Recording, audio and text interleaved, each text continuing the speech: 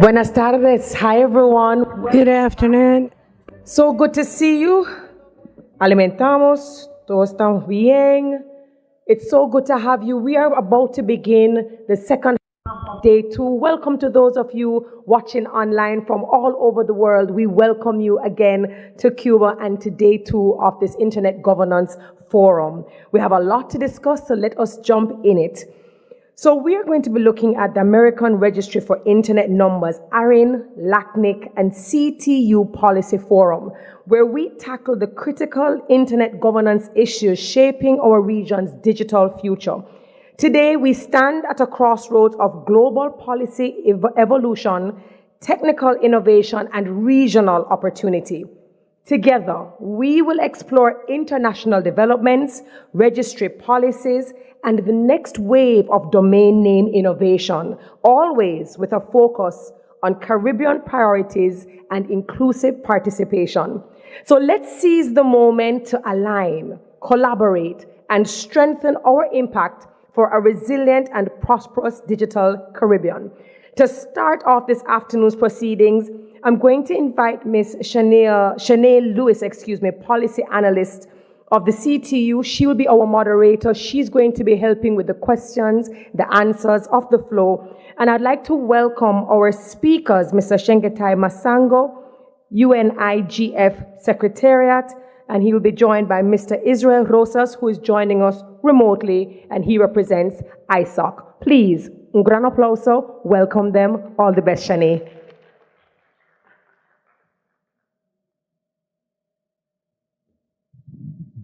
Thank you. So the first part of the policy forum, we are looking at the global digital governance at a crossroads, WSIS Plus 20, the digital compact, global digital compact, and evolving internet resource trends. Assessing multilateral and multi-stakeholder developments in the internet governance ecosystem and their implications for the Caribbean and beyond. So we'll start with Mr. Rosas, online from ISOC.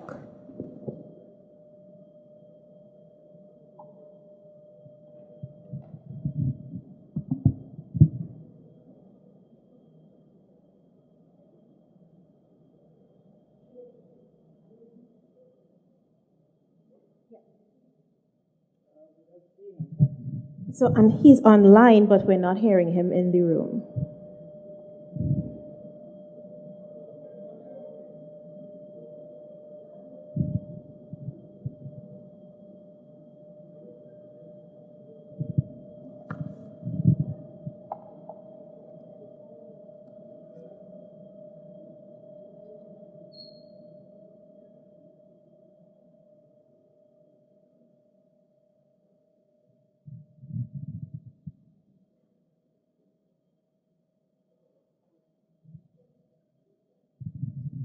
Okay, so while we wait, we'll hand over to Mr. Chengetai Masango.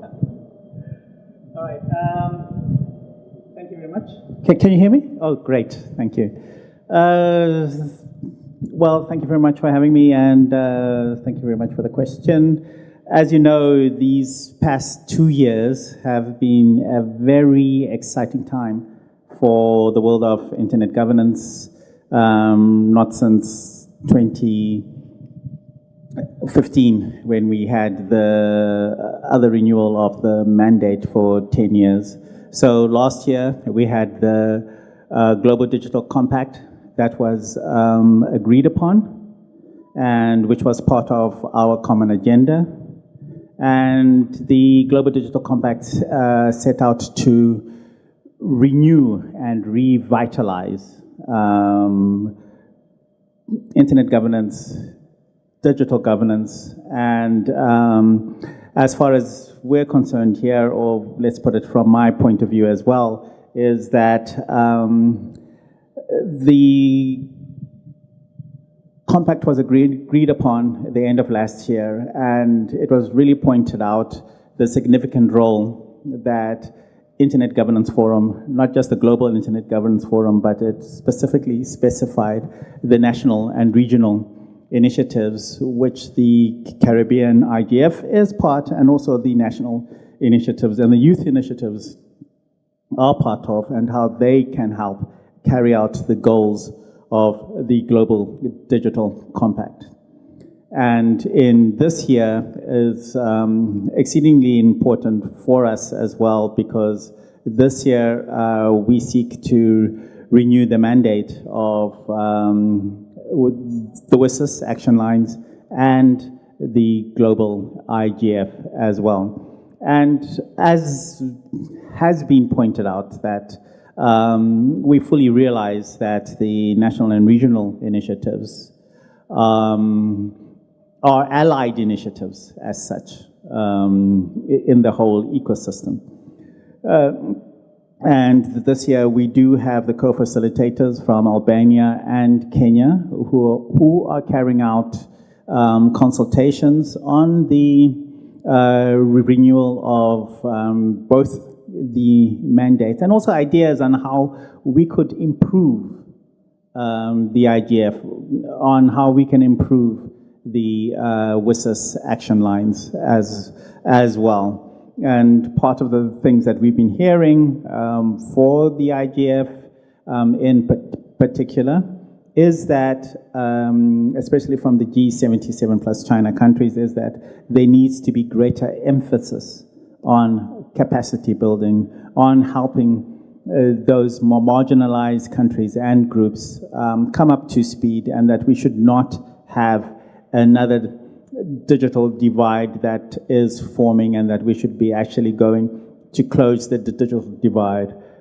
During COVID, I think it was, it was a sad situation for everybody, but the one thing that COVID did show us is that the use of ICTs, the use of information and communication technologies on how we can carry on society, even though everybody is at home and cannot move around freely. You could still socialize with your family and your friends. You could still check on your parents and children, and also that you could still carry out education as well online. So that actually gave a boost to the use of the digital infrastructure. And this year, as you know, over the past couple of years, the other thing that has been on everybody's mind and is, of course, AI. And what we're also seeing is that there is a growing divide, and we're calling it the AI divide as well, that people from the global south should not be left behind on the advantages and the efficiencies that AI can bring about normal daily lives. And that is actually being taken care of by the audit in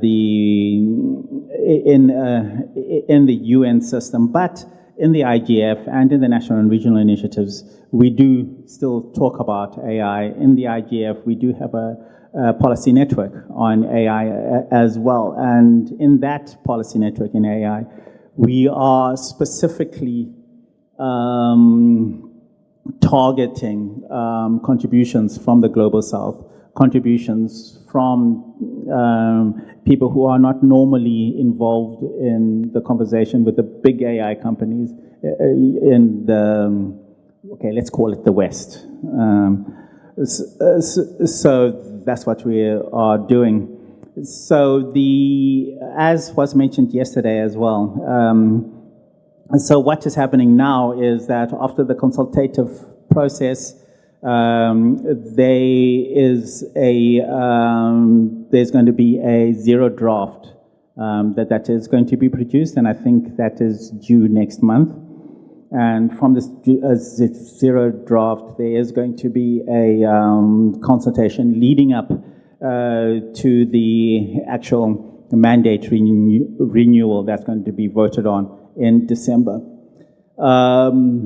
One very important thing that I would like to mention is that the co-facilitators this year also saw it fit to have a multi-stakeholder sounding board, which would advise the co-facilitators on views and issues from other stakeholders that are not government. And this is the first time that this has happened in an area which is usually the purview of governments. And this, I would say, is a trial run. And if we do this successfully, if we do have a strong output in December, this may actually become the norm, because we do know that the governments cannot go on it alone. And since we're all here, we do believe in the multi-stakeholder model. So this is one way of joining the multi-stakeholder model in what is normally a multilateral process. So that is very important as well. I think I'll stop there, unless you have other questions. Yes. Mm-hmm. Do we have any questions?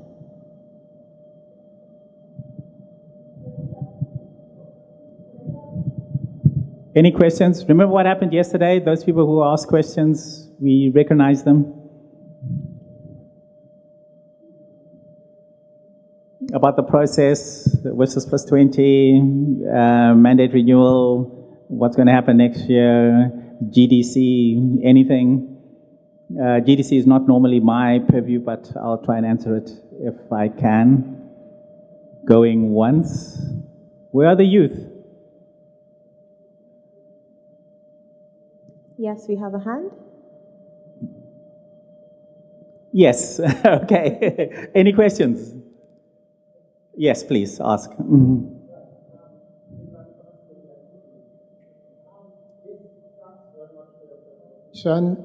Just a quick question in terms of how comfortable and satisfied are you with the work and the extent to which many of us within developing countries get involved or participate, if not contribute, in terms of the exercise of the governance and lending their voice? When you look especially from those in developing countries, the extent to which we get engaged, and if not involved? Thank you for the question. I think we have come a long way, but there's still a ways to go.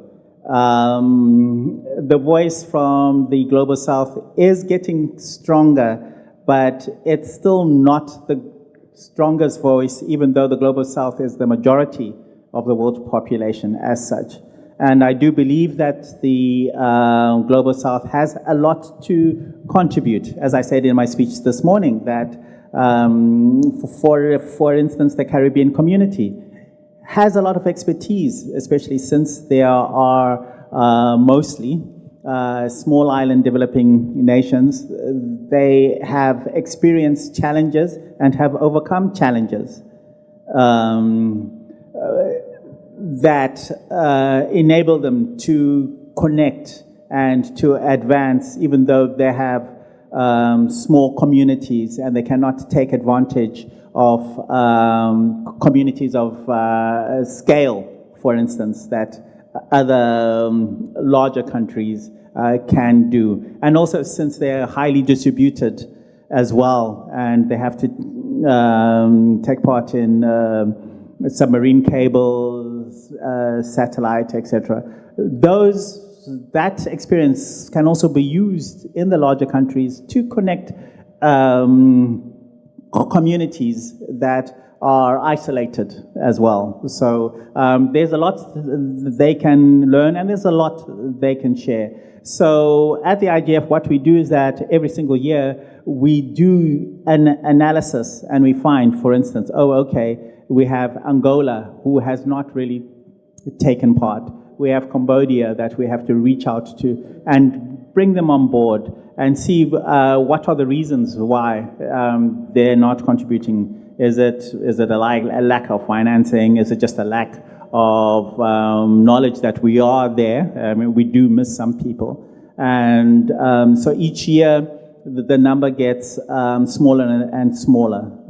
But we still have a ways to go, and it is a community effort. So we do trust that all of you will help us on that. Thank you. Very good. Thank you for that. One final question. If there is one single suggestion or direction that you would give for developing countries, those within the Caribbean, I suspect it's similar for those in other parts of the world, whether it's Asia or Africa. If there is that single item that you would say we ought to focus on, because as you recognize, whether it's finance, whether it's resources, whether it's people issue, we have so many issues before us challenging us. But from where you sit and with your experience, what is that one thing you think we should focus on with the limited resources that we have? I mean, there are so many challenges, but there's also so many solutions. And I wouldn't say focus on resources, but focus on communicating. Do not be afraid to speak out. Do not be afraid to reach out. Do not be afraid to exchange your knowledge. You may think that your knowledge is, may not be good, but it is.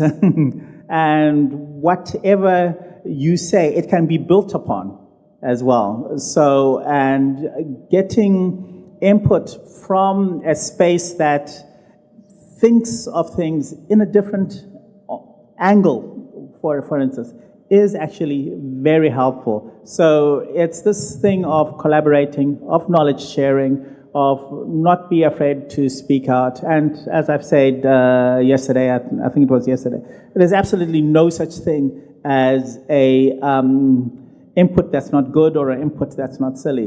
Whatever it may be, it can be the seed that something good and unique and innovative grows out of. Thank you. Thanks.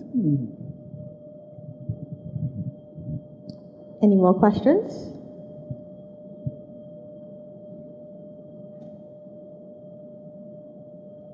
Well, we can always go back to me if we give Israel a chance. Unfortunately, we're not connected. I just saw him just now. Yes, and he got disconnected. Oh, okay. So I think at this time... If you don't have any questions, I can ask you. I can think of some questions. What do you think is the key? Just throwing the question back at you. What do you think is the key issue of this region? Anybody? Yes, if you as well. Mm-hmm.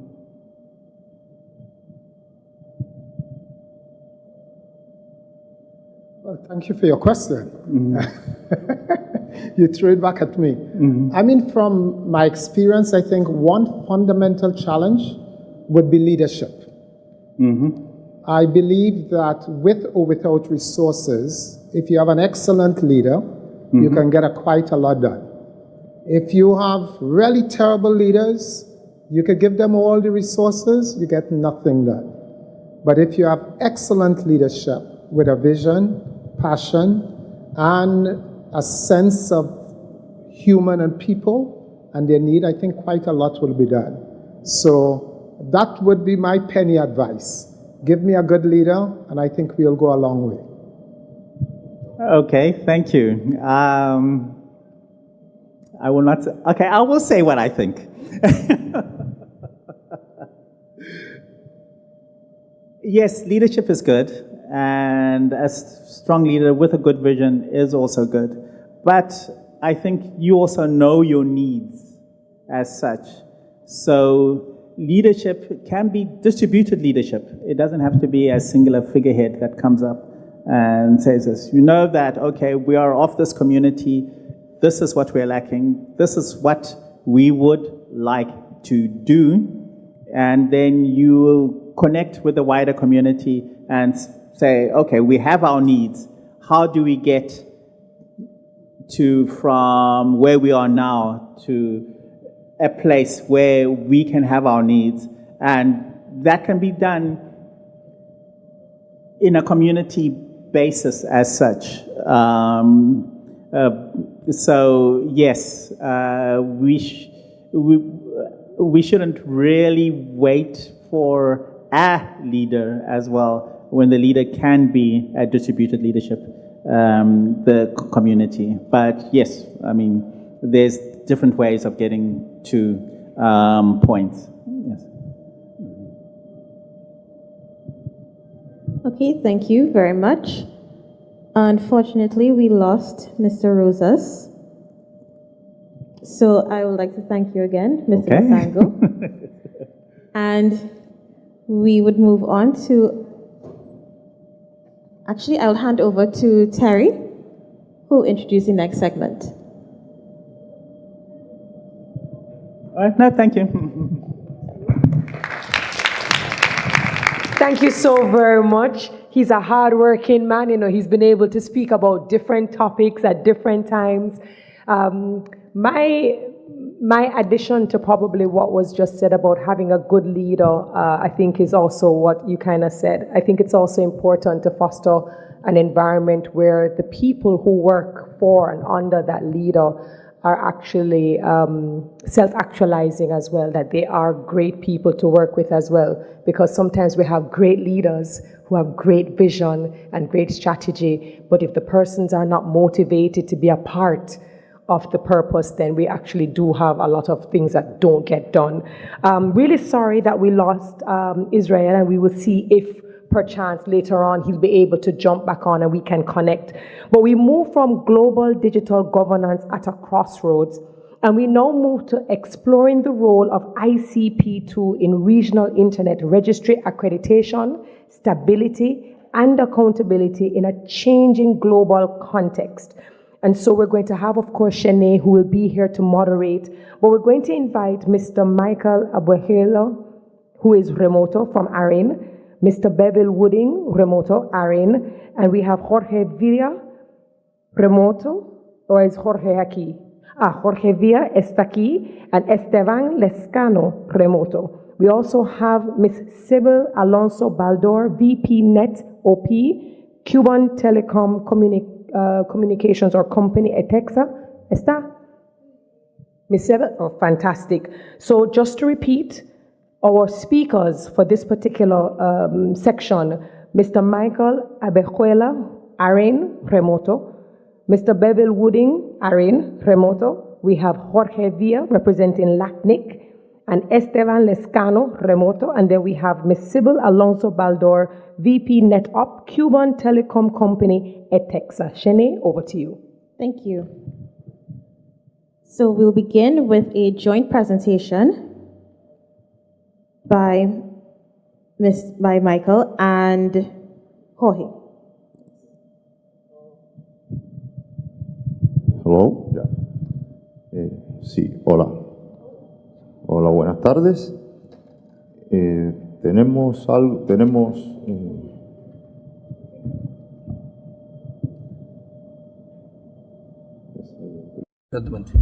Ok, perfecto. ¿Me puedo, can I stand here? Yeah, thank you. Yeah. Bueno, sí, buenas tardes. Good afternoon. Thanks, everyone, for the organization of this meeting, for this event, for this forum, and for inviting us to take the floor. We have been for 2 years participating on this kind of presentations, and we don't have so much time, so we try to be fast while speaking. I'll be here with my colleague and my friend Michael Averjuela, who is going to make an online presentation. I'll be starting my presentation about this topic. I'm going to speak in Spanish to make it faster. The presentations, the images shall be in English, so that those coming from the Caribbean might be able to follow. But we also have an interpretation system with a very, very outstanding interpretation the interpreters are doing here. So today,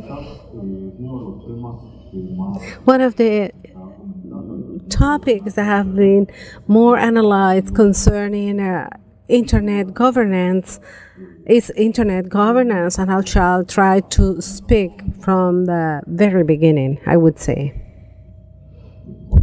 When we talk about regional internet registries, we are talking about independent, non-profitable organizations based on membership, which main purpose are to manage and allocate and register the internet number resources in specific places, in specific sites. When we are talking about internet numbers, we are talking autonomous systems and IPv systems. Those are the issues we shall be dealing with when we talk about the regional registries. Without those elements, we don't have the internet. So this is critical and relevant in the whole ecosystem for you to understand. We are talking about the fact that these organizations work in a coordinated way in a global system, and that makes possible an adequate functioning of all these. And those are organizations with member states on them, and developing policies are done with the participation of the member countries. And this is something usual in other instances or in other levels of the internet. This is what distinguishes the regional registries. This map, I believe, have been seen by all of you for many, many times. Anytime I go to lectures, I usually use this slide. And this is the distribution, the world distribution, considering the internet register. We have 5 regional internet registries covering different geographical areas, which are shown in this image. In the Caribbean, we have peculiarities. We have 2 regional registries. One of them is ARIN, which is the registry located in the United States that includes of these 20 territories, and LACNIC is based on Montevideo, Uruguay, and includes the countries in the 13 members. Despite in some cases, some people might see this as a disadvantage. I believe has been also an advantage for them, because we can access different registries, and this made us stronger with more possibilities in the region. So it might be interesting to think about this, and those are experiences we might be exchanging, comparing. And indeed, this functioning is a positive aspect. The regional registries, the first one that was established was this one in Europe and including Middle East in the year 1992. 1993 we have LACNIC, and in the year 1997 we have ARIN that I mentioned before. But in the year 1998, it appeared LACNIC.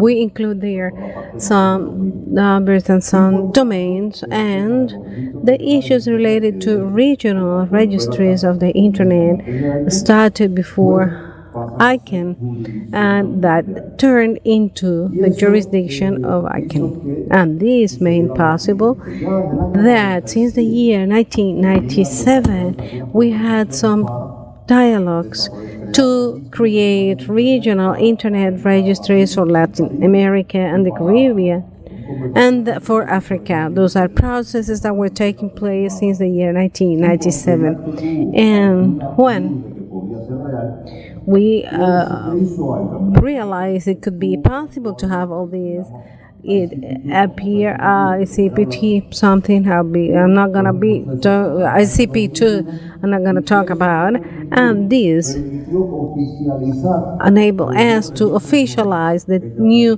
2 registers, the one from Latin America and the one from Africa, and those were the legal basis for this. Basically, this is a document published on June 4, 2001, a document that establishes the basis and requirements to be included in the regional registry. Then we have ARIN in 2005 and the other one in the year 2002. This structure is also well known by you all, I guess, is ICANN structure, but I usually show this because it's a way to explain how it was created. This group in blue, also ASO, it's a address supporting organization in charge of developing that procedure. And why they were doing this? Well, they did all the work because this is for ICANN registry. They give an advisory, and this is in the jurisdiction. So this is a group made up by 15 persons, three representing each of the regions I mentioned before. And at present time, only 12 people are present. I'm one of the representatives of Latin America and the Caribbean, together with Esteban Lescano and Ricardo Patara. And only 12 people out of the initial 15 are working in this group. Why? Because ARIN, due to some difficulties we're having at present, has not been able to establish who are the representatives of ARIN. And I don't know if Michael is online. So I would like Michael to comment some about ARIN. Yes. Can you all hear me? Yeah, please go ahead. Okay. So thank you, Jorge, and thank you for the introduction with everything with the RER system. I'm going to take a brief moment just to talk a bit about ARIN. I know some are interested in what is going on in that region and why we don't have 3 members of the ASO from the ARIN region. So they've been undergoing some governance challenges over the past few years, and due to that, they've not been able to actually have the process to appoint their 3 representatives onto the ASO. That being said, there have been a lot of efforts ongoing to make sure that we consider the ARIN region's input with regard to the ICP2 process. We've also been monitoring what's going on there, and currently there is an election that will be upcoming in the ARIN region because they, due to their governance challenges, they do not have a court board currently, but they are hopeful to be able to have an election in the coming weeks. Right now, there's an actual call for nominees for the board of directors for ARIN, and that call is open until August 29th. And then what it looks like they'll be doing is they will have a published final voter register on September 5th, and then September 5th they will also be published the candidates that will be running for the board of ARIN. They will have an online-only voting election this time around, which will be September 8th, September 12th, and we're hoping that they will have a full election and be able to announce results by September 12th. So with the governance challenges that ARIN is experiencing, this will hopefully bring them to a court board circumstance that they move forward with the appointment of 3 members from the ARIN region to sit on the ASO. But one thing to note is that we've been very careful with this process, the ICP2 process and the review, that despite the fact that there are only 12 members of the ASO right now, that we have made it available and open opportunity for those in the ARIN region to be able to provide their comments and comments for the ICP2 review process. But they are having a lot of communication concerns, but this isn't really the point for this this presentation. I know that I wanted to be able to join Jorge on this and be able to comment on what's going on that side of the world and also how that's impacting the ICP2 review. But with that, unless there are questions or we can take some questions later, I'll pass it back over to Jorge to go ahead with the rest of the ICP2 update.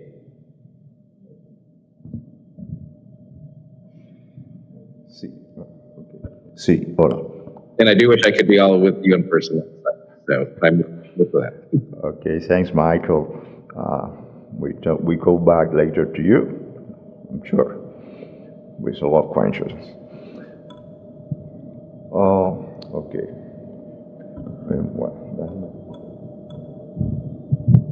Sí, sigo con este, que es más fácil. Bueno, estamos... So Michael was explaining to us the situation of ARIN and what is happening with the organization, what shall happen with the organization, to see if they're able to reestablish the community once again and to be able to participate. How did this process start? This started in October 2023 when the Executive Council NRO,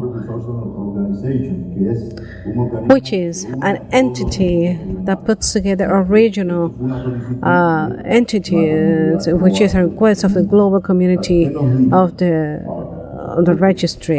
They said ASOAC said we want to receive help in two main tasks. One is short period help, short-term help dealing with the implementation of procedures to meet ICP2. That was the first request we had. They wanted us to review all these documents and to make suggestions about to enhance that kind of work and to make this much more robust.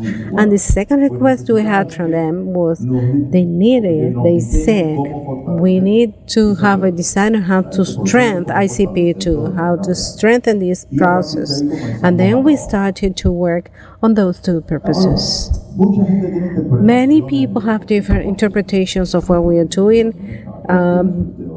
Different people have different theories, but in practical terms, this, on my view, have two main reasons. Number one is that we are talking about a document that is about 25 years old, and in those 25 years, everything has changed. Everything changed, many things related to the internet. There is an ecosystem that have considerably changed in 25 years. So it's convenient to update the document, but now it's late, we know, but anyways, we started to update the document. And the second thing why we retake this is that the experiences of more than 25 years and the good practices that have been adopted were not in black and white. Nowhere that appeared. So this document is going to rewrite that legacy and shall permit that people coming after us shall know to what extent we have gone, and that's going to be important. So those are the two main reasons why we decided to make this review. Which is our plan of action? We decided to use the basic schemes of internet governance, and this, of course, takes some public consultation up to reach a consensus about this all. In October last year, we published a first draft, including the main principles, the principles document with 24 main principles, which were the basis on which a regional registry might be created. The original document used to have 8 pages, but these are longer than that. And this is what we established to public consultation so that the community might tell us what they thought about the principles. We were working in the whole document, but we were able, by making this public, to align the way we were able to analyze all this. We made a public consultation from October to December, and there were different responses for the whole community, and we decided to make a review and analysis of all this feedback. This is an unbelievable kind of work, and I would like to tell you how we do this. People cannot imagine how hard we work. Let me tell you how it goes. We are 12 people doing this brainstorm all the time, debating all the topics until we get to a drafting that might be quite attractive for us. And then we align that with a consulting group, a consultation group we have, which is dealing with the regional internet registries, of which Michael is a member of, and these all have some impact in the whole system. So they might say, what you're saying is okay, but you can change this or that. And they will make the necessary amendments. And we also have a communications team. The regional registries, they are unbelievable. They help us to process all the communication, all the feedback, and analyze all that, and then we're able to create a communication strategy so we can interact with communities. So there is many hours, long hours work in these regards. With this document, after we have this document, in February, we published the whole results and we started to work with the whole document. The whole document was set to public consultation in the month of April up to the end of May. And it also have some specific impacts. There were feedback from many places, including the CTU, which is an organization that sent a very good feedback, and we were talking about all these elements in the month of June. You have the QRF document. You can consult it. You shall have the presentation with you, so you might use this QR as well. The document, the draft we happen to have, has a number of fundamental pillars or lines. I shall mention four or five of the main ones for you to see what we are trying to achieve. Initially, we have the idea to establish the registry, because it happens with the internet. Everything is aligned for everything to work properly, in good faith, of course. But the protocols had nothing implemented about security and safety, because nobody thought about the misuse of the internet. But life showed different, and we created the registries, but there was no other way to create anything else. So we are recognizing the registries, and we must have a process of follow-up the registries so that the registries prove their work, and they guarantee the purposes they created for.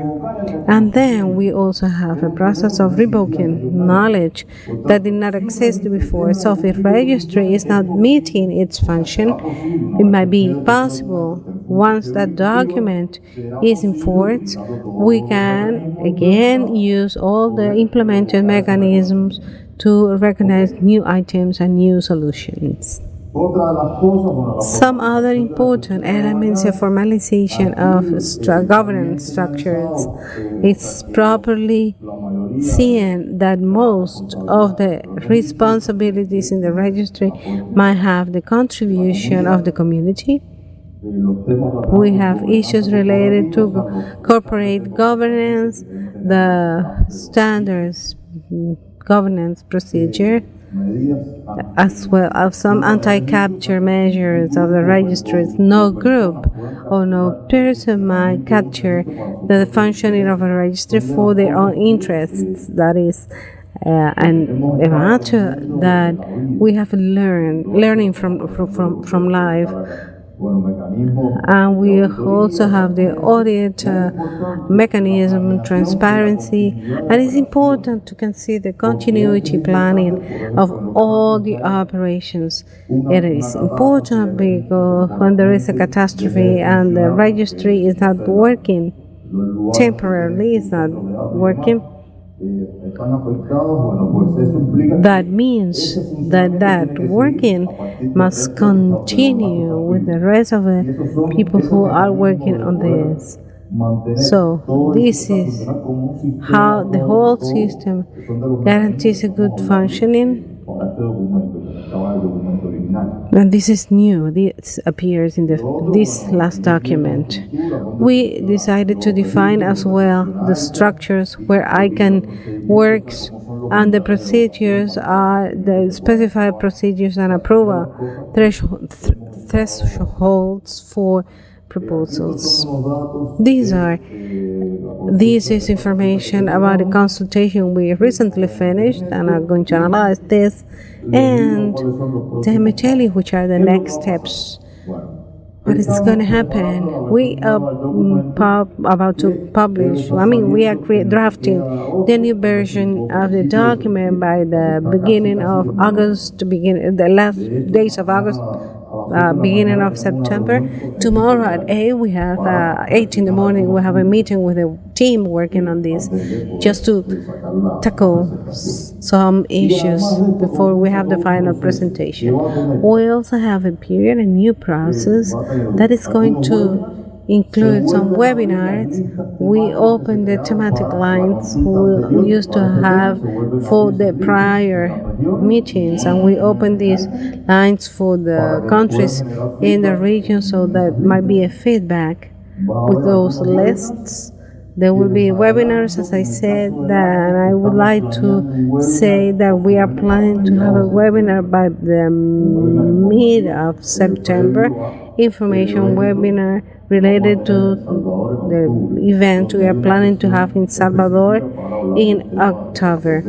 So there will be conversations about that preparation of the event. Each registry in these meetings between September and October shall have some preparation. Those working with ARIN shall have a meeting on 31st of October in Arlington, in Virginia. And the public consultation is totally closed on November the 7th after ICANN 84. Despite the issue that we have a difficulties in Cuba, we cannot have an in-presence meeting, but anyways we shall have one of our representatives in the Africa Internet Summit in Ghana from September 29th to October the 3rd, so that our representatives might take our message to give a feedback and some contribution, and we shall have people as well that are going to be in Dublin in ICANN meeting. The process indeed, it's going to be a long process of getting some feedbacks, and we hope everyone is able to participate. So we are trying to have on September the 7th all these analyses closed, and after that this is going to be the third process, the third time of the process, when we have the final version of the document, just considering some elements, considering the feedback of the people that have been consulted. And if this happens, the document shall be submitted to the executive committee, and once they approve it, we shall send that to the directorate. And in case the consultation does not go to a consensus, we still have with additional analysis. But this is a strict and very important process. So with these all, I finished my presentation. I'm gonna give the floor, I guess, to the person, the moderator. It's our next speaker, Ms. Baldo, to make her presentation.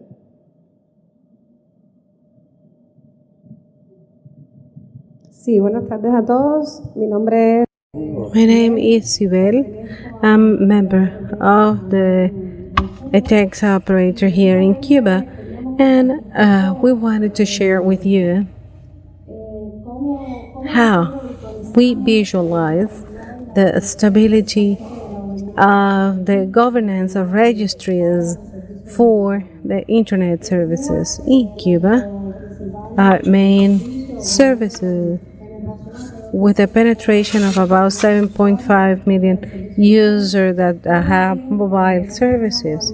And we also have a modality with a penetration at homes and public Wi-Fi services that we have deployed for years now since we were created.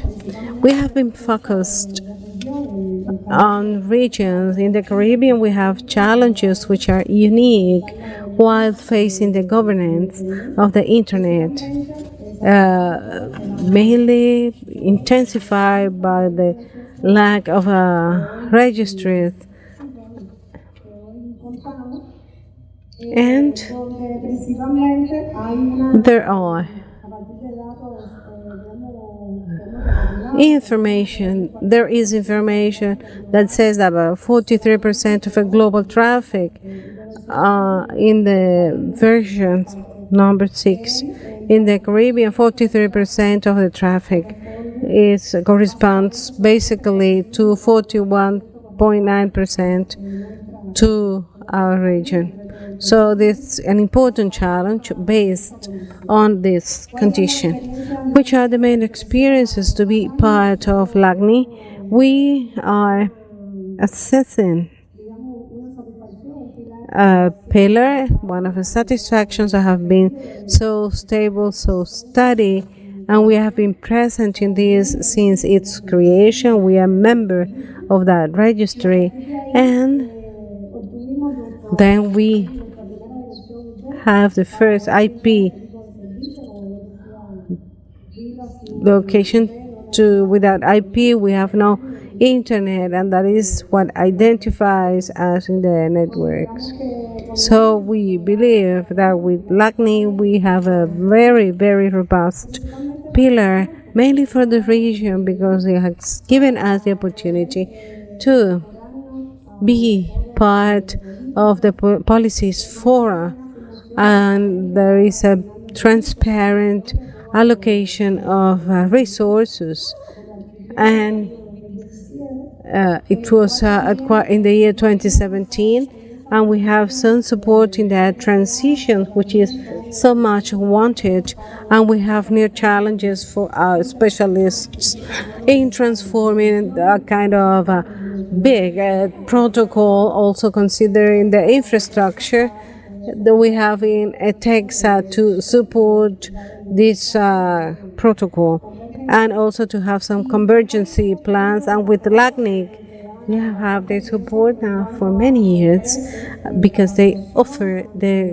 training, basic training, as well as the membership training, and we are able to participate in both modalities. We also have an active participation in all scenarios of LACNIC in the region, and I have a representation, and we are very proud to see that in Cuba we have been able to have the LACNIC 5th meeting and the 25th encounter. We also invite LACNIC, just in case they want to receive our support. We are more than available to do so, and Cuba might be also eager to have be hosting an encounter of LACNIC, which is also important for the organization, speaking about the technical meetings, the alignment of protocols, and the implementation of those protocols in the region.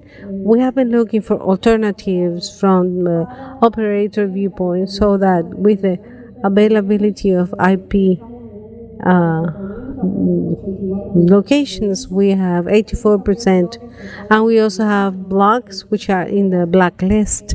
Has been quite difficult for us to be stable, steady in the use of different kind of services that we are offering the population today. So after different solutions we have found, we also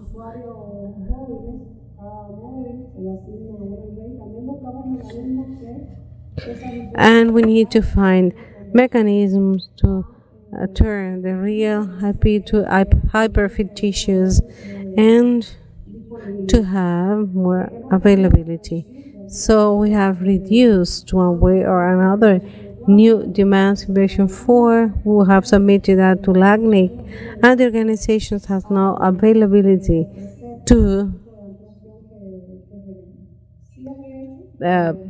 work together. So this is a task we have ahead, trying to find solutions and trying to implement a transition for IPv version 6.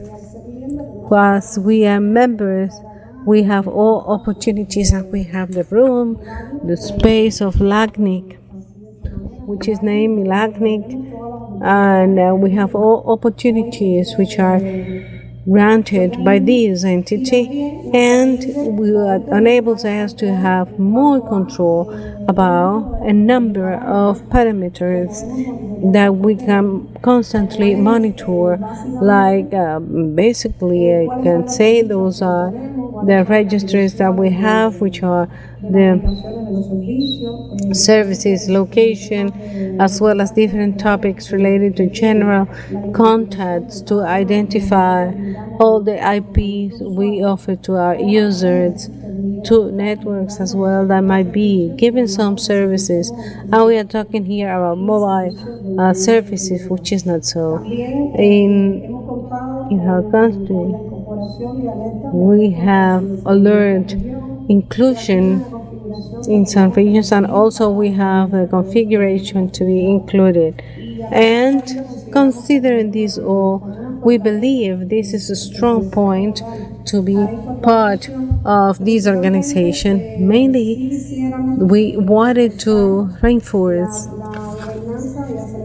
the acceleration and governance of that very much necessary transition.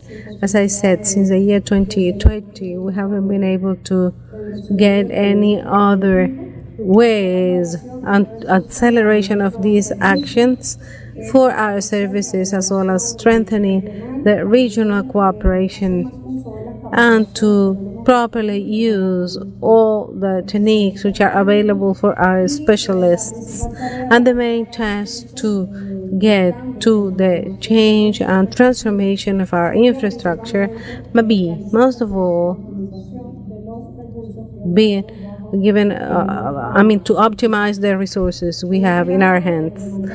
So, I would like to wrap up by saying that this is an organization that is stable, it's robust, enable us to have control of our registries, and in the Caribbean to be able to have a more resilient internet, and everybody prepared for future times. We have to use these kind of organizations to transform all networks and the interconnection of networks with the rest of the world. Thank you very much. I don't know if you have any question. Sí, tenemos.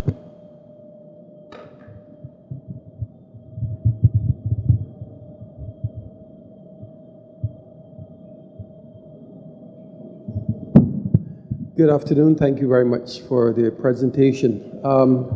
So you mentioned, I think, that the Caribbean falls under LACNIC and ARIN.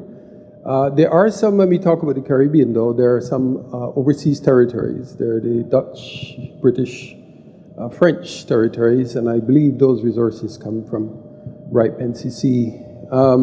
To what extent does that work to the disadvantage of these smaller overseas territories? And is this something that we think should be addressed in the new policy? Thanks.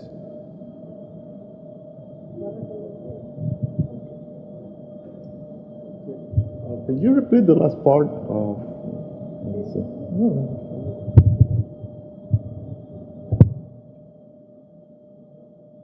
Yes, my question is whether this works as a disadvantage to these countries in the region that are overseas territories that take numbering resources from, like, the RIPE NCC, for example. So a RIPE NCC doesn't traditionally participate in internet governance policy, and this is not a criticism, it's just a fact, in a regional policy development. So to what extent should that be addressed in the new policy, or how can that, or what are your suggestions? Do you see that as a challenge for these smaller territories, or for us in the Caribbean, in respect to how those numbering resources are managed for these overseas territories within our region? Thanks.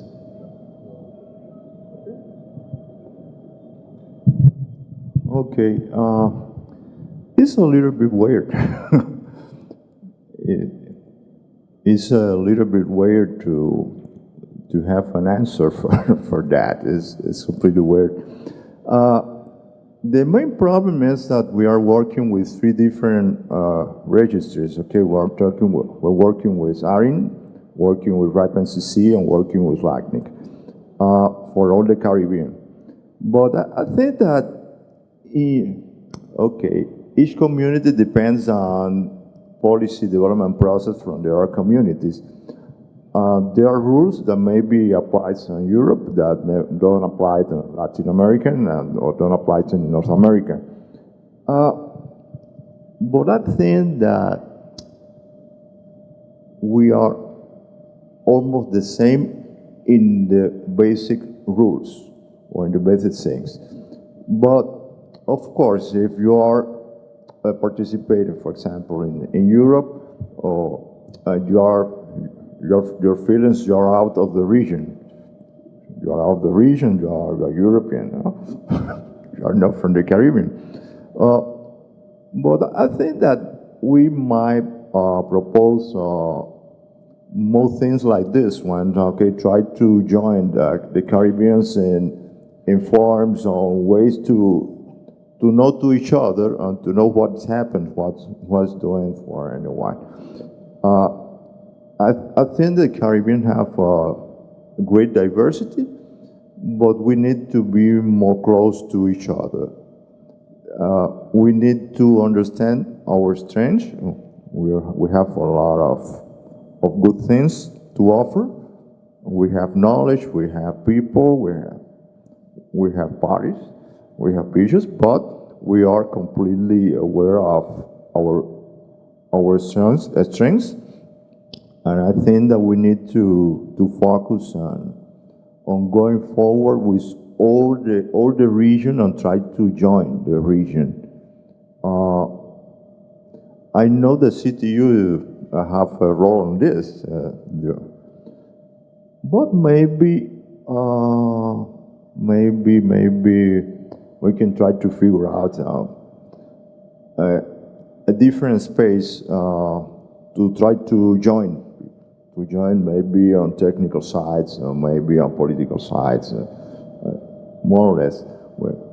I think that it could be good, maybe the CTU, if it can participate more in the 3 RIRs process or something to understand or to oversight or to find the opportunities to do something that to make a little outreach. That's my feelings on it.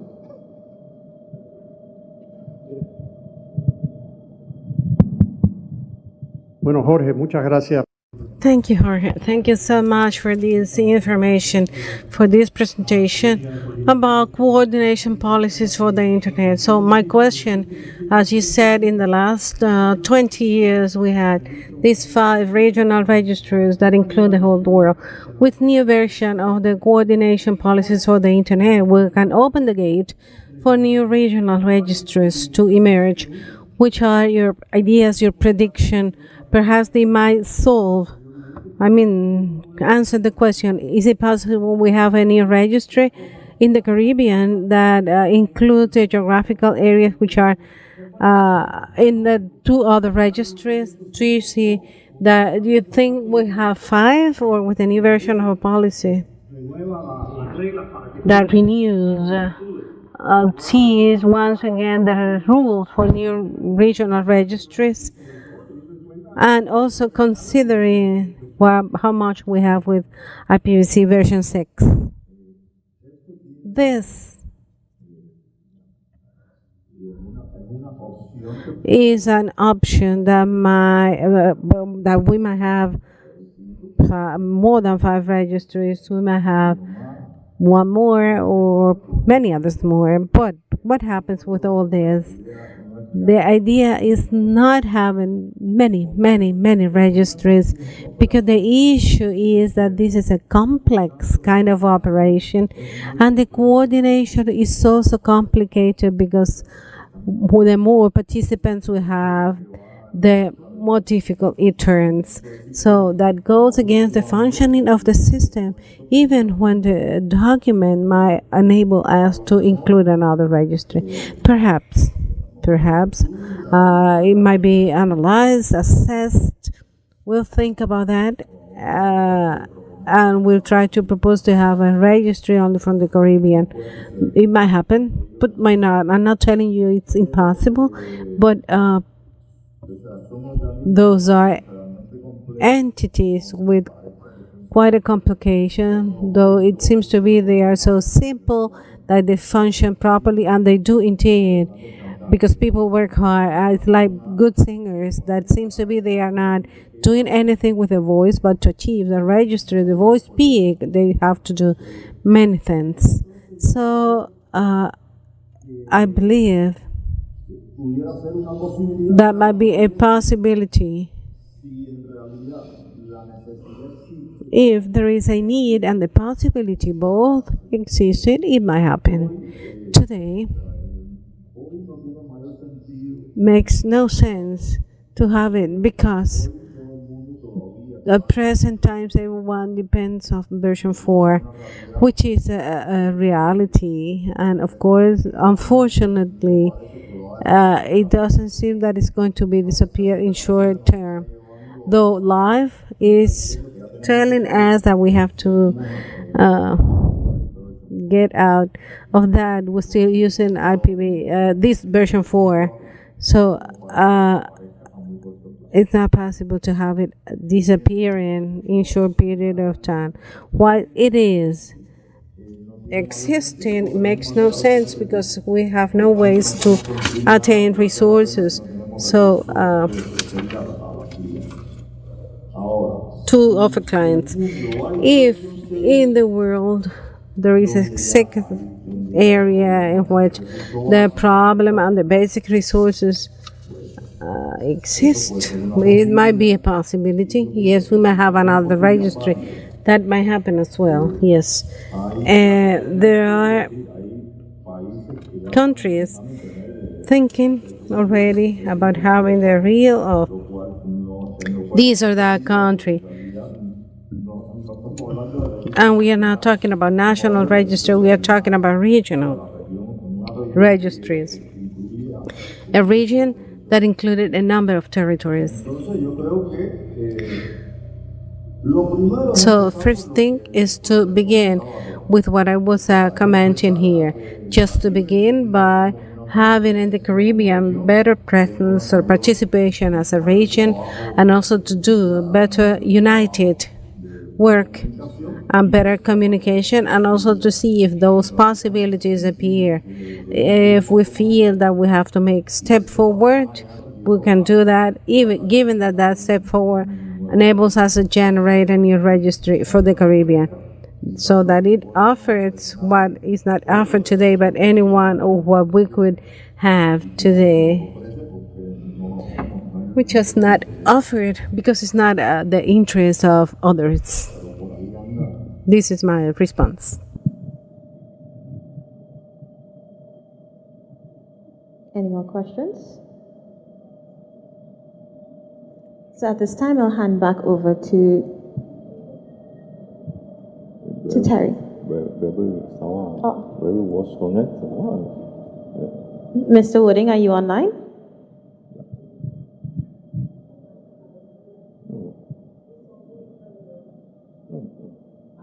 It's very.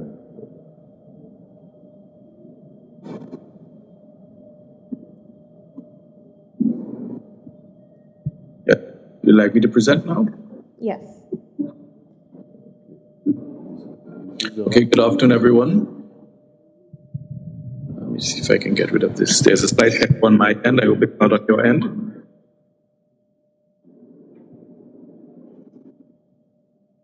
Could you repeat? There is an echo on my side.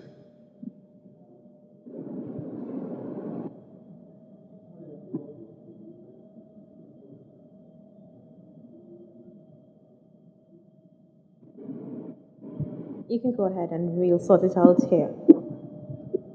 Okay, great. Good afternoon again, everyone. Really interesting discussion so far. I want to pick up on that last point that Rodney Taylor just asked about the nature of the region and the fact that different regional internet registries are responsible for different parts of the Caribbean. I'm going to share my screen and I hope you can see it.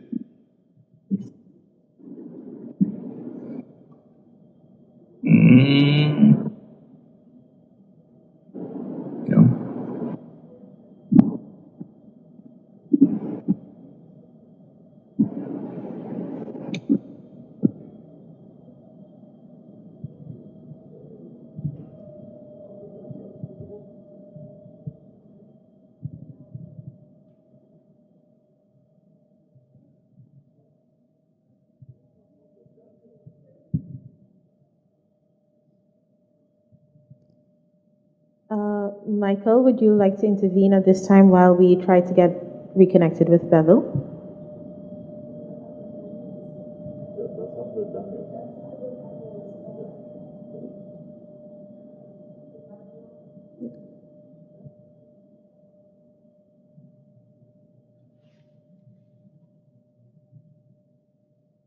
My apologies. What was the presentation that's coming up on this? Because I think Bevel had it separate from what we had. Any comments you would like to share with us at this time? Nope. Hello? Yes. Are there any comments you would like to share with us at this time? Oh, just as a fill-in while Bevel's reconnecting. Yes, I think that just to follow up a little bit on what Jorge was saying. Oh, actually, I think you have Bevel back. You might have him able to present.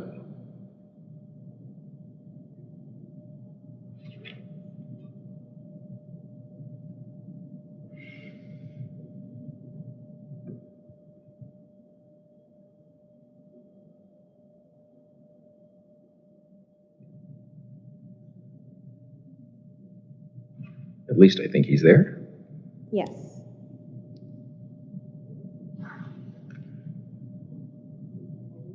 There he is.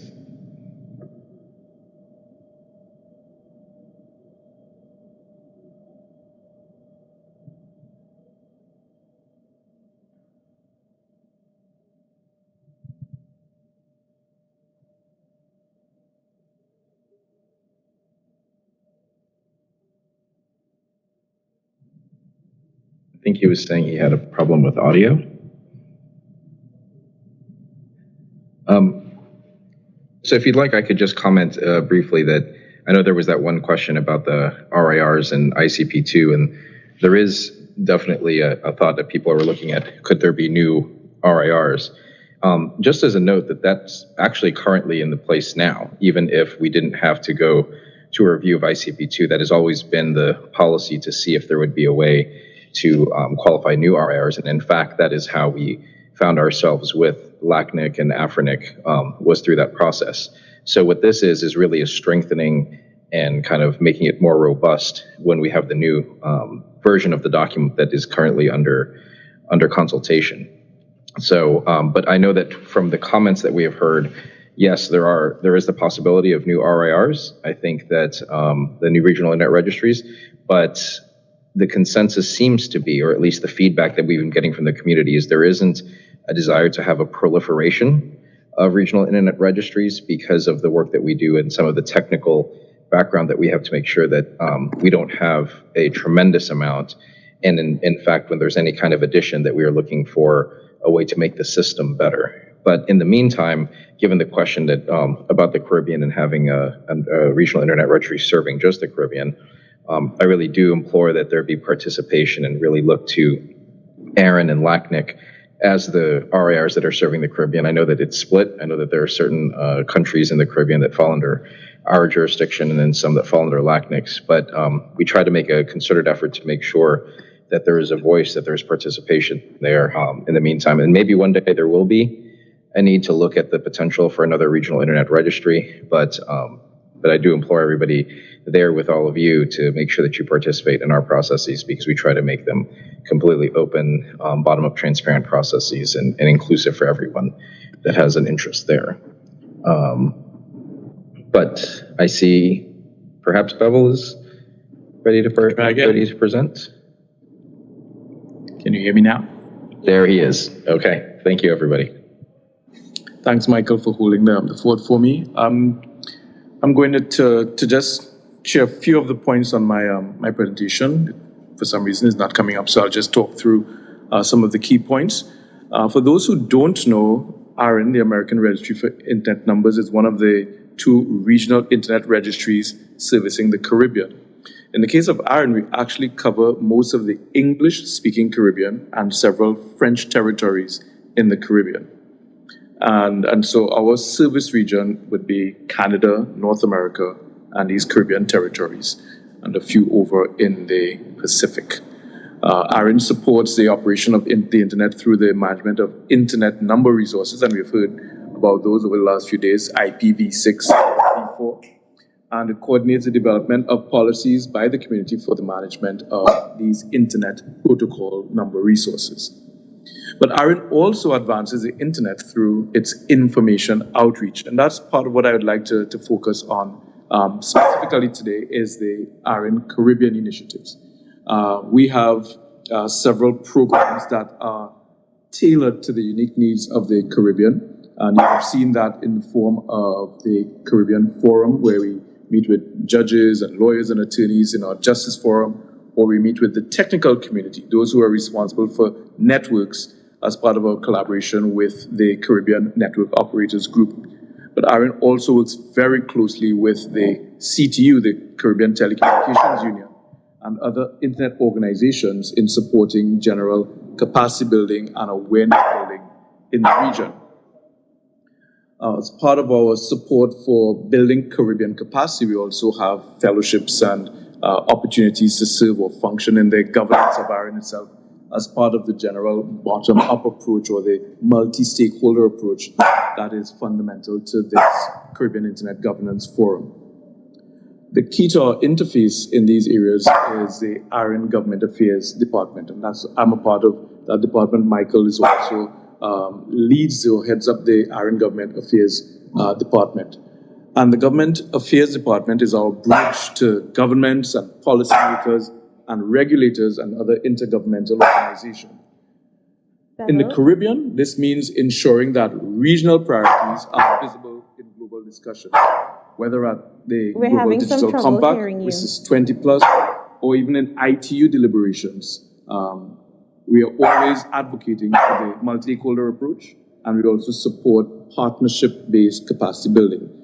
In fact, the ARIN relationship with Caribbean organizations would typically be centered around supporting the development of Caribbean capacity, not just to participate in various multi-stakeholder fora, but also to shape this connection between internet policies and national digital agendas.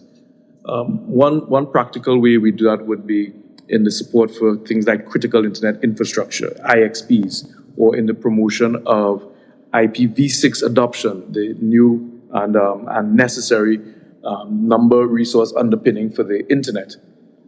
And of course, we also play a very critical role in cybersecurity, in promoting routing security through Resource Public Key Infrastructure, RPKI, which some of you may have heard about. Now, how does this all relate to the subject for this panel, where we're looking at global digital governance at a crossroads? I want to close this presentation by just making a couple points about the issues around the current tension between multi-stakeholderism and multilateralism, and how that impacts the Caribbean's positioning inside of the global internet governance landscape. On one side, you have the proponents of multi-stakeholderism or the multi-stakeholder approach, who say that this offers agility, it offers inclusiveness, but then the critics say that it risks lacking enforceability.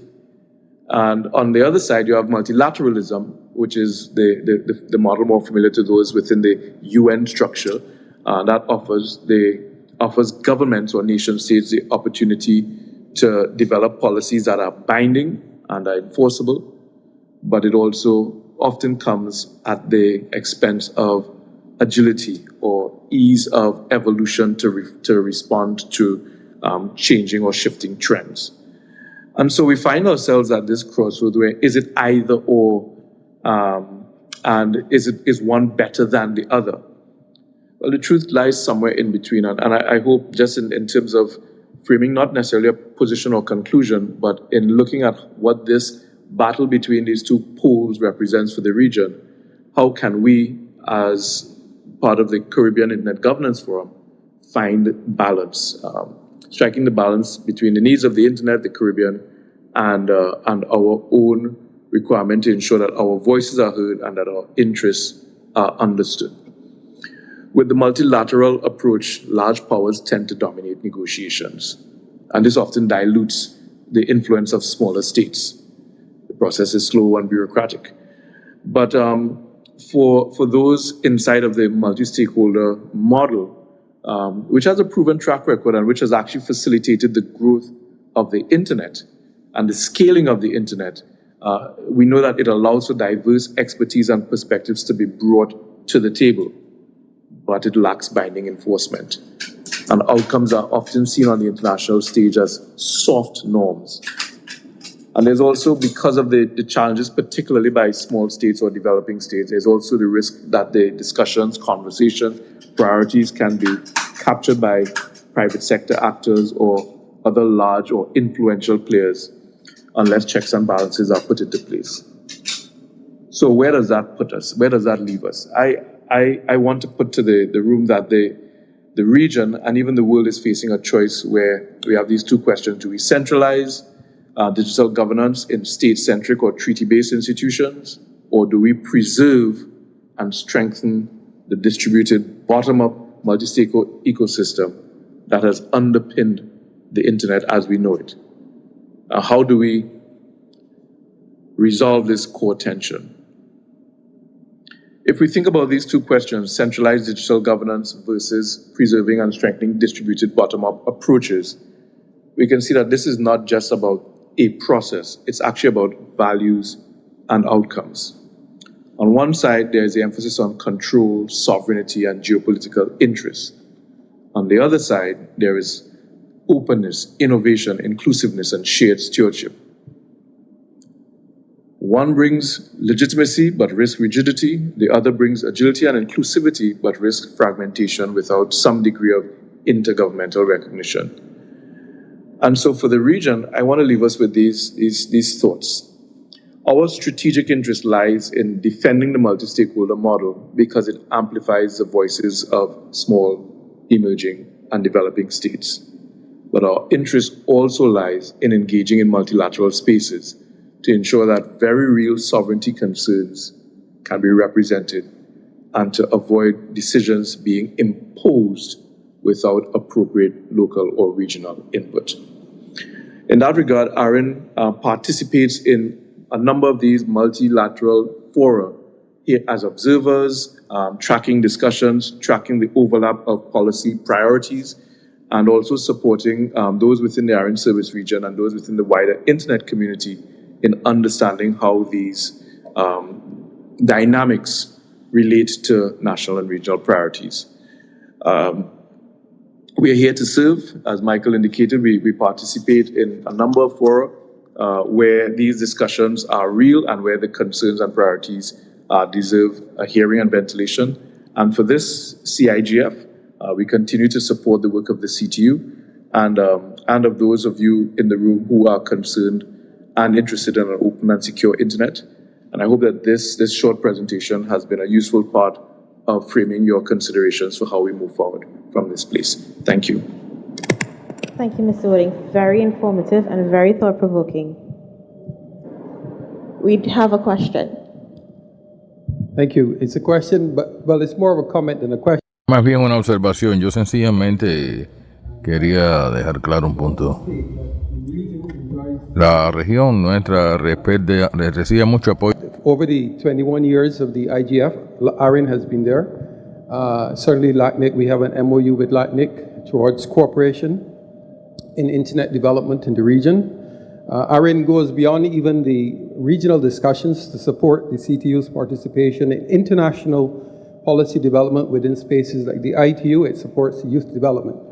So I wanted to state that publicly, and also to say that the discussion around whether there's potential for greater focus on the Caribbean, not necessarily the creation of a Caribbean Internet Registry, even though maybe let's talk about that for a little bit.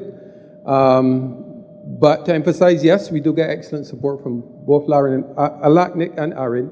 But I think the question around the territories in the Caribbean and how we see the Caribbean as independent states, as overseas territories, in some cases parts of Central America, Latin America, I think it's something that's worthy of a discussion at a on a future occasion. Thank you.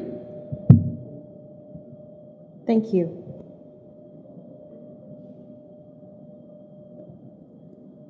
No further questions. I'd like to thank our panelists, and I'll now hand you over to Terry.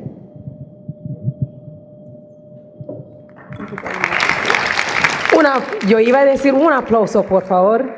Thank you so very much to our presenters, those that are in A todos los expositores y a todas las personas que están en via remote. So I just want to dile gracias a Sibel, Jorge Villa, Mr. Michael Abejuela, señor Bevel Wooding y el perrito.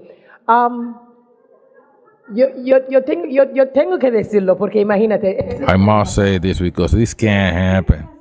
But this kind, Mr. David is a great professional. Imagine the dog has been there. You know, the dog was wagging his tail, and the dog was making a lot of noise, and the gentleman was just like this, normal, speaking and sharing his knowledge and his views. And while the dog was making its presentation too.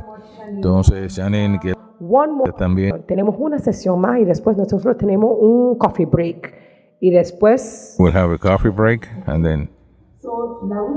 So preparing stakeholders for participation, innovation, and representation in ICANN's expanded GLT-LD program. We're going to welcome Mr. Albert Daniels. He's joining us remotely. He was on not too long ago. There he is representing ICANN. We hand over to you. And of course, Shanae Lewis maintains as moderator. Harry, and I will agree with you that Bevel is a Caribbean star.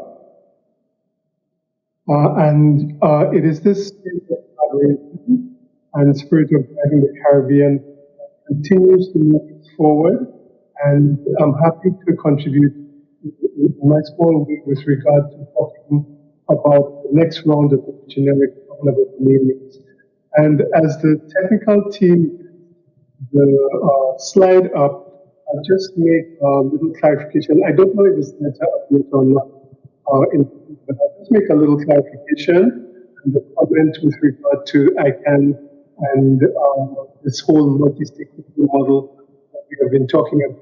So when we hear the term ICANN, really we're talking not just about an organization, the ICANN organization, but we're really more importantly talking about an ecosystem, which includes three main components. And these components are, first of all, the multi-stakeholder grouping, which are representatives of civil society, private sector, end users, governments, business, and technical community. And this is the real core of the ICANN system. You heard a little bit earlier from two of the regional internet registries, LACNIC and ARIN, and the regional internet registries form a major part of that multi-stakeholder grouping. And the way it works is that these stakeholders propose policy, develop policy, review policy, and then they pass those policies out for public comment. But then eventually, when they have a final draft, they pass those policies to the board of directors, and then the board makes a decision after public comment. And finally, if the decision is a positive one to move forward, then the ICANN organization is asked to implement. So the point here is that this multi-stakeholder model is very important in terms of harnessing the feelings of all of the stakeholders and moving forward in a very open and transparent way with regard to policy. It's very critical that all of us as stakeholders from all of the different stakeholder groups pay attention to what's happening in these international forums and make their contributions. You can make them through ARIN, you can make them through LACNIC, you can make them directly through ICANN as well. But the important thing, particularly in the Caribbean, is for this participation and making inputs. Now, Shanea, I don't see the slides on the screen. Can you indicate whether they're coming up or whether they're up already? Yes, we're seeing them in the room.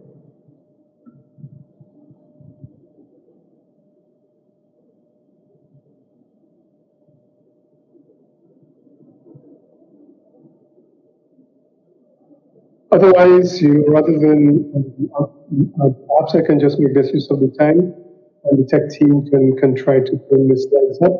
I have a copy of them with me. I'll just speak to the slides. So I wanted to talk about something called the new generic top-level domain name program. First of all, I would explain what these new TLDs are, and then explain also what our applicant support program is. Okay, great. I think I'm seeing one of the slides. If you can go back to that one. Back again, please. Perfect.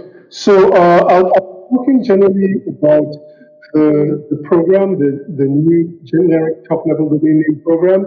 Then we'll talk about the applicant support program, what we call the ASP. And then we'll speak about the efforts that ICANN has been making to circulate the on the next round and the applicant support. Next slide, please.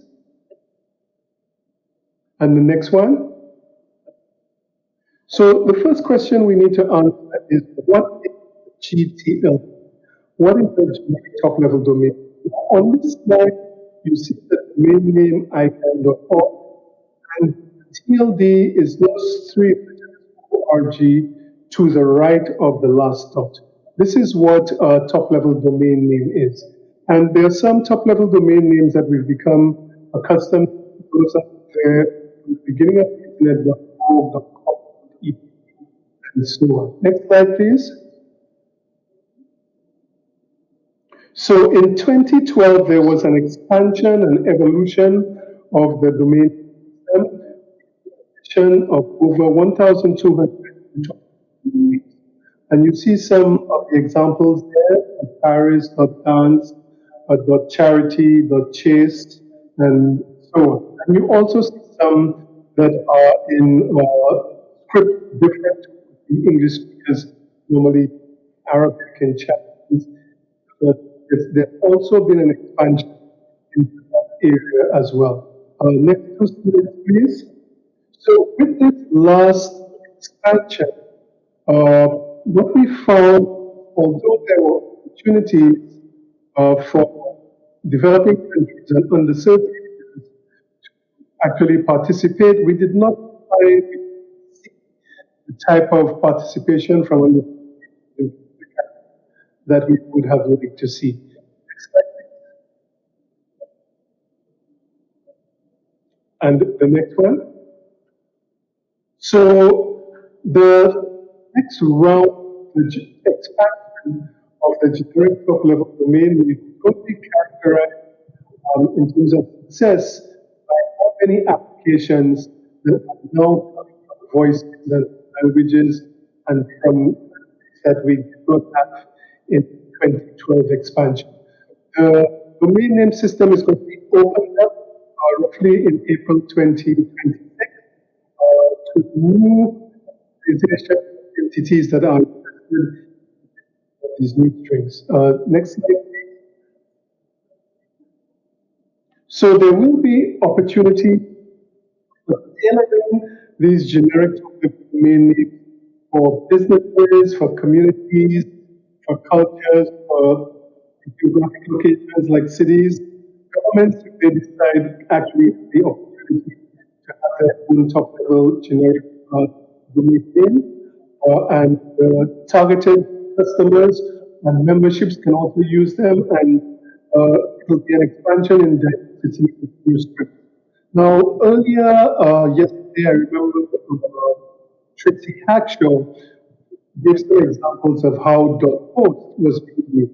And this is an indication of what can actually be done with a new generic top level. Next slide, please. So there will be new domain names that also can be used in new ways. They can be used for building inclusivity, providing audiences and customers choice via their own script. They provide groups with the opportunity to create their own space online.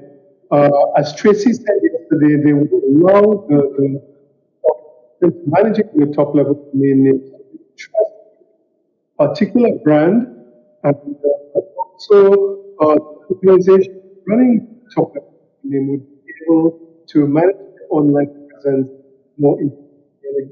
You see some examples of what domain names could be .photo, and so next slide, please. So we now look at some benefits of actually operating your own top level domain. Of course, as you heard from Tracy yesterday, you have complete control over your brand. If it's a brand you have used as a top-level domain name, BMW, IBM, .massey, Caribbean, in the Caribbean, you control the policies associated with that top-level domain. So if you choose to be flexible by having email addresses and subdomains, for example, .massey, Barbados,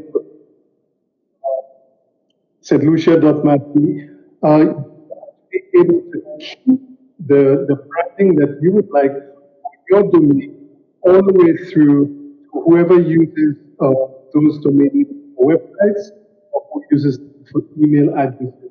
And as I explained, you can localize the domain name in the case of companies like CTU and Massey by having the Caribbean directly below those domain names. And very importantly, you are able to control the security of that top level domain name and all of the come below it. To the left, you can monetize top level domain name as you wish, and there is increased credibility when users use those top level domain names. Next slide, please. So running your own top level domain name is becoming a registry operator. And when you apply for your GPA, you take on the role of managing a critical part of Internet's infrastructure. It is not a trivial operation. Next slide, please. And it requires substantial financial and technical considerations.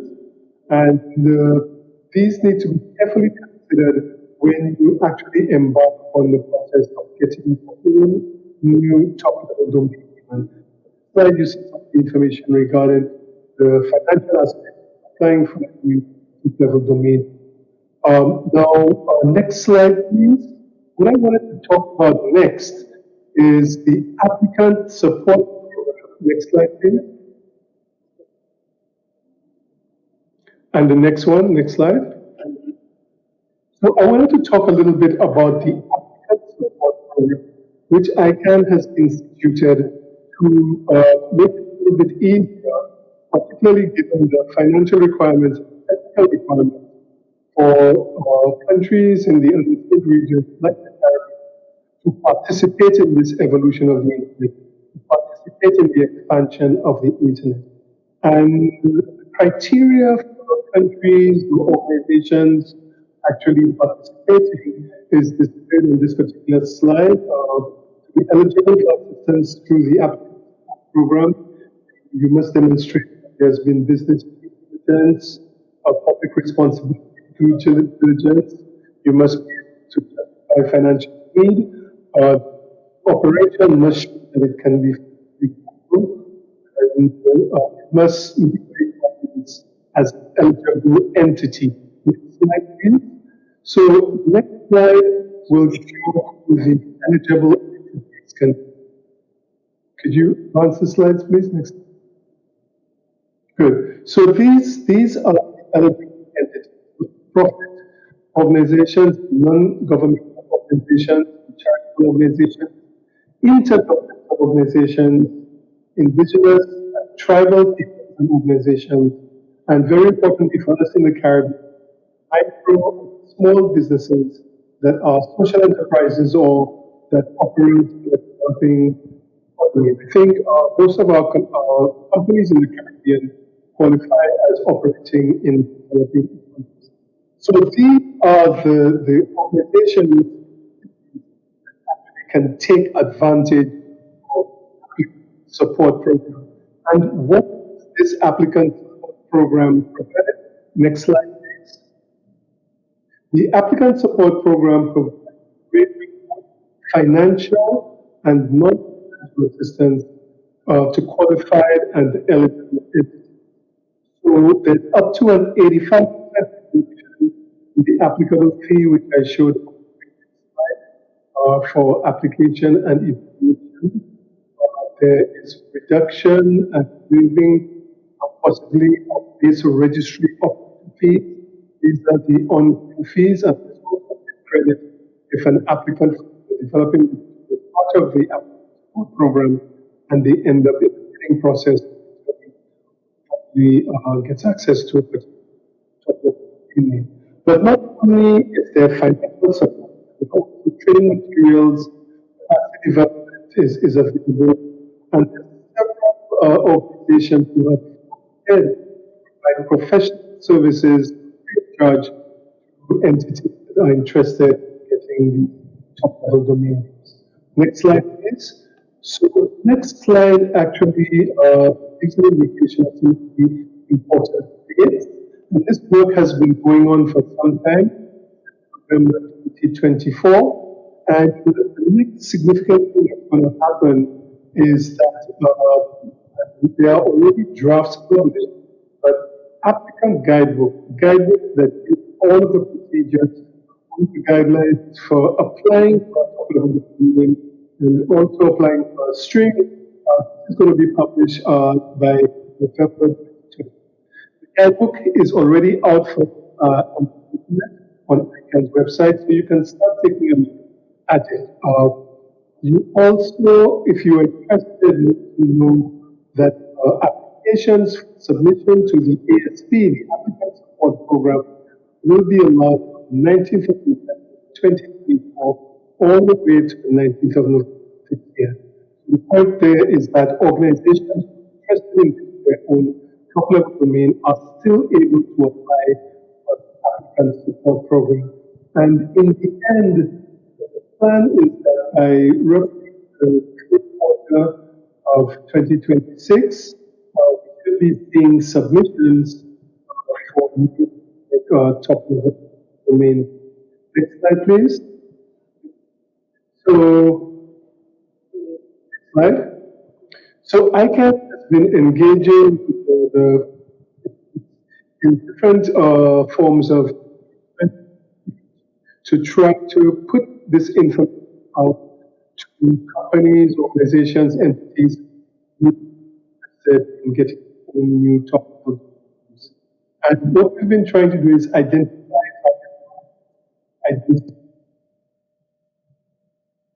seek ways that we can contact with and share information with interested in top-level domains. And the thing about it is we've been doing webinars, we've been doing in speaking at events like I'm doing now, all in an effort to make sure that those who may be interested in participating are actually having all of the information. And the ICANN community members are able to get information from ICANN staff. We have toolkits that are available, which we will you to also promote and share information on this opportunity. And we have also been using social media to get message out as well. Next slide, please. So we are extending an invitation to collaboration on capacity development, collaboration on communication, and outreach with a focus on global inclusivity. And these are important to making sure that the next round of generic top-level domain is successful. Our outreach and engagement efforts are leveraging existing relationships as we are doing now with the CTU in making this presentation here at the Governance Forum. Our ICANN team globally are trying to share this information with business, with governments, with end users, that at the end of the period of sharing this information, as many entities as possible would.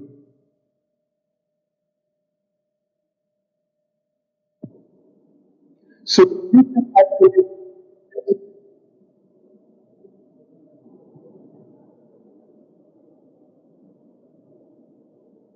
good. So you can actually play a role in building more inclusive internet by assisting in identifying and monitoring potential applicants, both the applicant support program and also the new generic top-level domain program, including countries, territories where they may not be able to have their own established domain names that can support a new registry. So, next slide, please. You can also become a next round generic top-level domain name program champion. ICANN has established a program for giving individual organizations all the resources we need for themselves to become a champion with regard to spreading the word. For example, CTU and the individuals participated in this internet forum, those who are here can get this with all of the data, which would allow them to share the information and potentially compete with applicants for the generic top program. So that is a slide that just to show you links that you can use to access information. Next slide, please. You can stay informed by these addresses first of all, and then next slide, please. You can also visit the websites from the website, which give details on what is happening. So that essentially takes me to the end of the presentation, and we will be happy with any entity that is interested in getting more information on this top-level domain program. Thank you very much. Thank you, Mr. Daniels. I'll now hand over to Terry. Thank you so very much, Sir Daniels. We really do appreciate it. Shanae, thank you very much for moderating. Could we just kind of take a second to dar un gran aplauso for nuestros traductores? Nuestros traductores. Claro, a las presentaciones y la persona que ya han presentado, muchísimas gracias a ellos. Pero ya damos cuenta que tenemos. We realize that we're having some technical issues with the connectivity and the signal and the English and Spanish, and I just wanted to recognize the effort being made by the interpreters who are at the back. In spite of what is happening, I want to thank you for the service. We highly appreciate it. You know, we got 10 minutes because we have another session to go through. Pero nosotros queremos darle también un receso de 10 minutos para el café. So we are running behind schedule. We got 10 minutes of coffee, and then we talk, but we dance. If we are dancing, we're dancing inside the room here.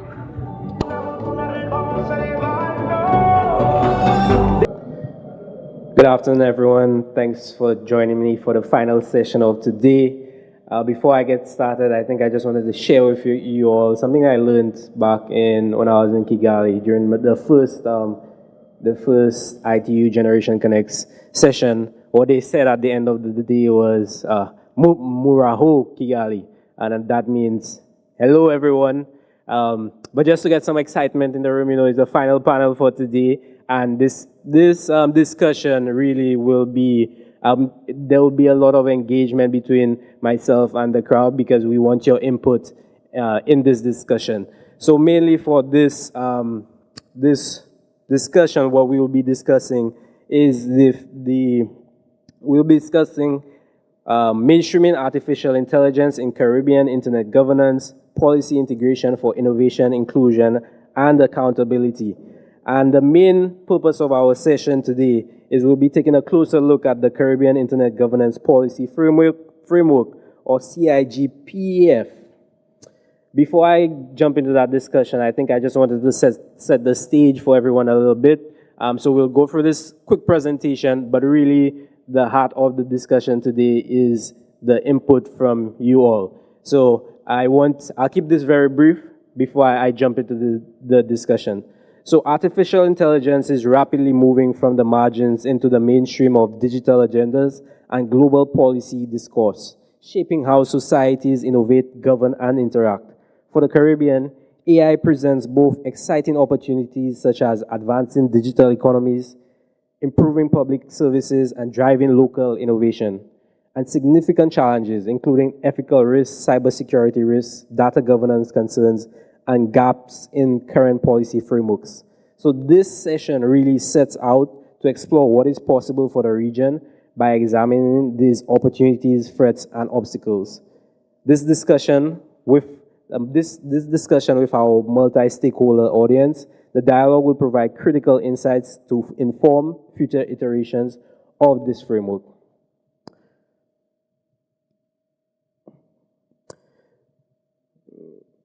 So the CIGF framework is historic. It was the first regional internet governance policy framework in the world. Since 2005, it has guided how Caribbean nations think about internet policy, how we harmonize our approaches, and how we speak with one voice in international forums. It has helped us to tackle shared challenges, improving access, building resilience into our networks, and strengthening laws around privacy, cybersecurity, and digital trade. So when we talk about updating this framework, we're really talking about updating the foundation of our region's digital future. At its core, the framework serves four main purposes. First, it provides a foundation for harmonized Caribbean internet governance, giving a shared baseline of principles and priorities that we can all build from. Second, it promotes inclusive digital transformation and equitable access. And what that means is that connectivity and innovation must benefit everyone, not just a few. Third, it supports the CARICOM Single ICT Space Initiative. And fourth, it enables Caribbean engagement in global internet policy fora, ensuring our voices are represented in spaces like IGF, WSIS, and the Global Digital Compact. So as we turn to AI and other emerging digital technologies, the question becomes, how do we evolve this framework so that it continues to provide, promote, support, and enable, while also preparing the region for opportunities and risks ahead? So the vision is very clear: a knowledge-based, digitally empowered, inclusive society with strong Caribbean identity and leadership in global digital community. The mission puts emphasis on multi-stakeholder collaboration, governments, private sector, academia, civil society, all working together to expand access, build inclusivity, and create opportunities for innovation and economic growth.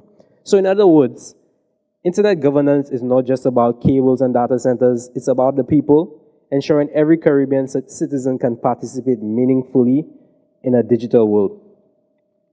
So the framework is guided in some important principles: inclusiveness, flexibility, and harmonization, promoting competitive markets, that also protects user rights, building resilience, and finally, keeping pace with international best practices so that our policies remain globally relevant. One thing that makes the framework very powerful is that it is multi-stakeholder by design. So governments, regulators, private sectors, academia, civil society, and the technical community all have a seat at the table and a role to play. So today's session, again, continues that tradition by opening the floor to you all. We're gathering the expertise and lived experiences of everyone in this room that will make the next version of this framework stronger. So these are the 6 strategic priority areas. The framework is structured around these areas: infrastructure for connectivity, technical infrastructure and operations, legal and regulatory frameworks, content development and management, public awareness and capacity building, and research. Together, these 6 areas cover most of the internet governance landscape. But as we'll discuss, there are new frontiers, particularly AI, that are not yet fully captured. So this brings us to the heart of this session. And again, my role here is not to present, although I presented for a while, but to facilitate a dialogue with you all. So this quickly summarizes the thematic areas by issues, which I will skip through. But I want to pose my first question to the audience regarding AI's inclusion into the framework. First being, is AI an internet governance issue, or does it sit under broader digital governance? And at this point, I'm happy to hear your thoughts and opinions.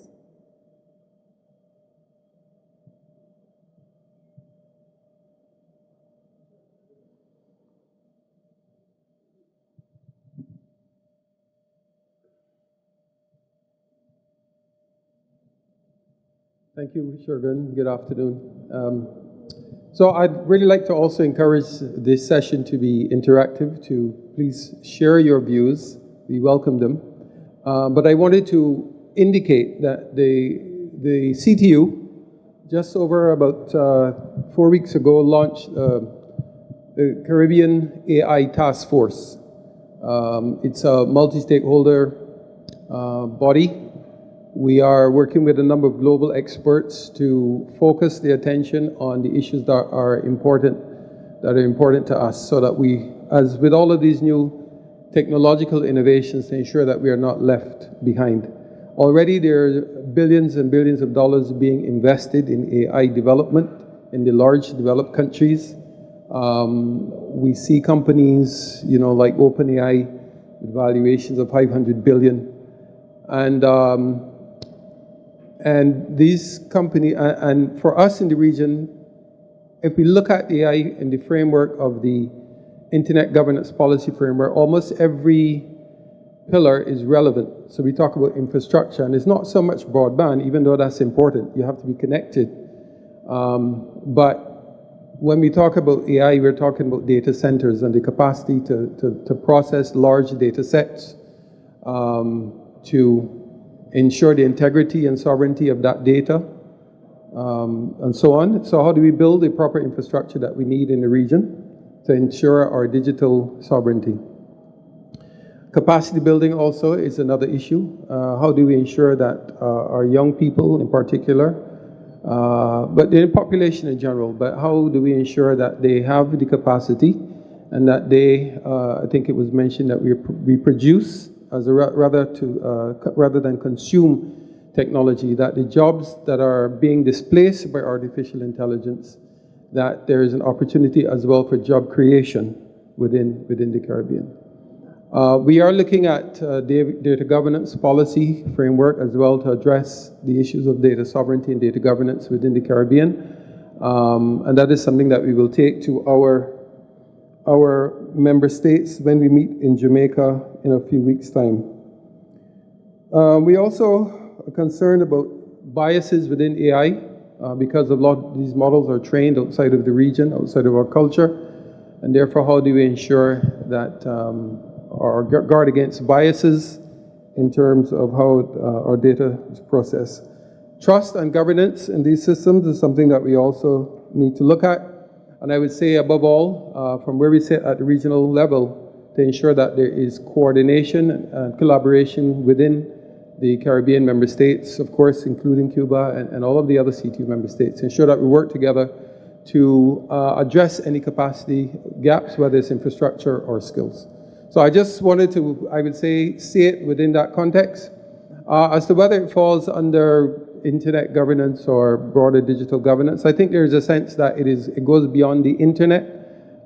We see, for example, in the Global Digital Compact, a sharp focus on artificial intelligence and the need to establish a global governance framework for responsible AI development. So I would say it goes beyond mere internet governance issues, but it is still relevant within the context of the internet governance policy framework.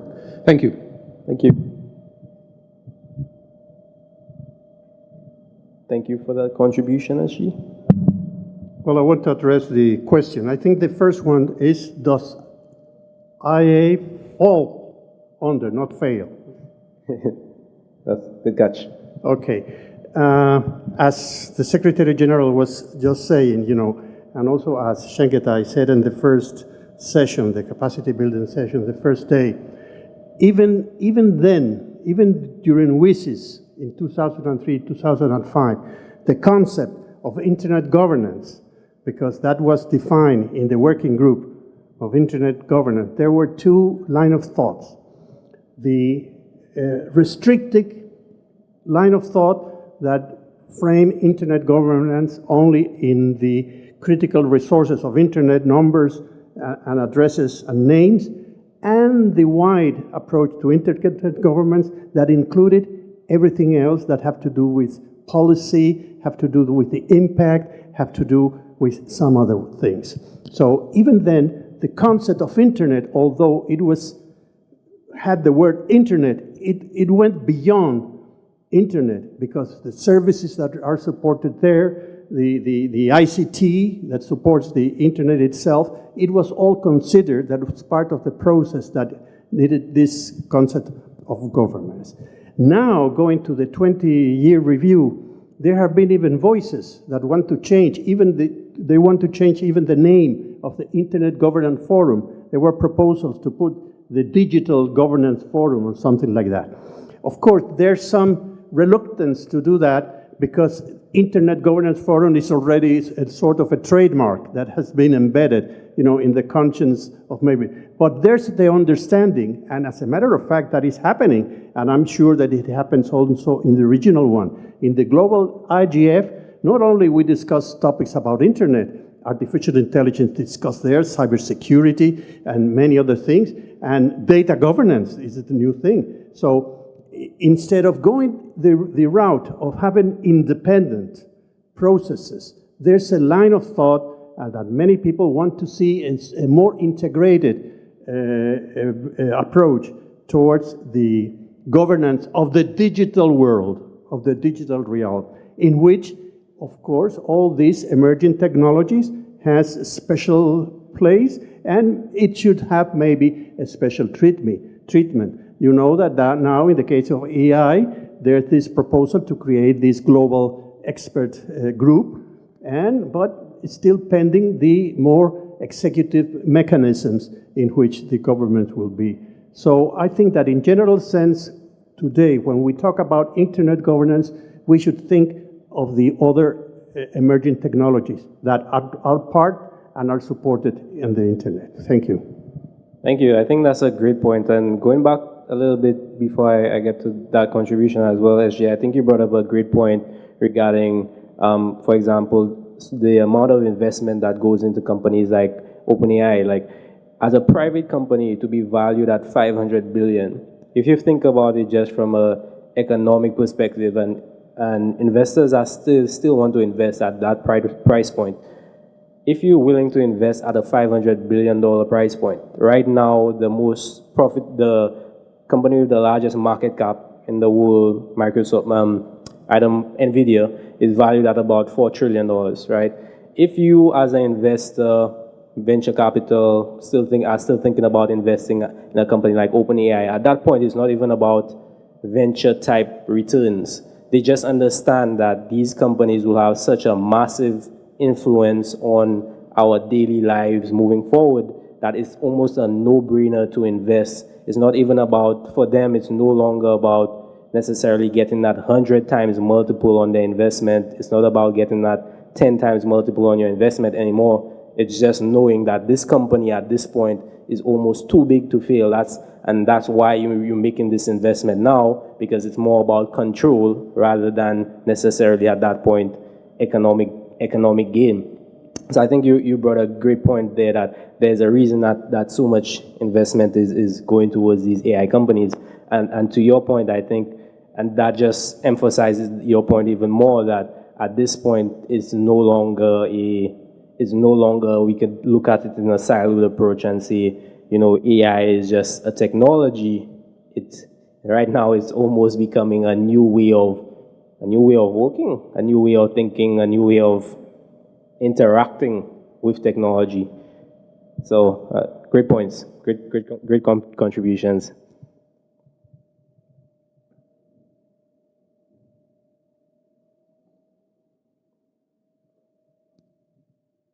Would anybody else like to raise a point?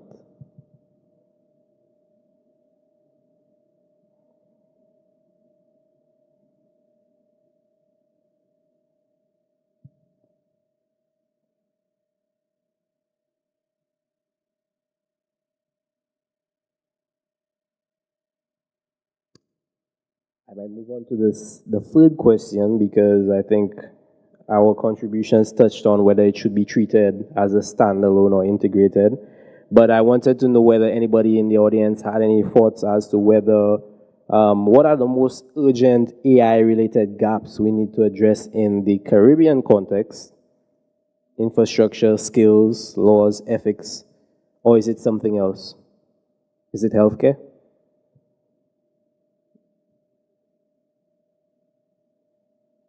Is it education?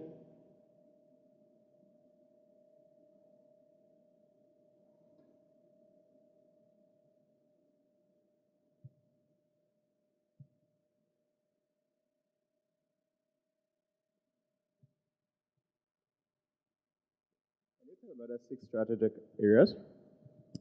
Yeah, so the 6 strategic areas, let me pull them up.